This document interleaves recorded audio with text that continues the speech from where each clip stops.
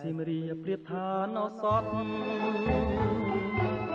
ការខ្ញុំប្រតិព័ន្ធការបាត់ដំបងដល់ចិនខ្ញុំរួញគួនគិនគេងផ្សងតែបាត់ដំបងបងស្មាចំបា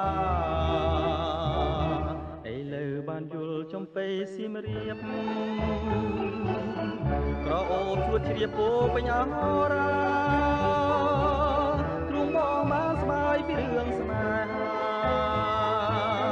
នៅការចំបាឲ្យរៀមក្រៀមក្រមរយព្រួយរយនឹករយសានទន្ទឹង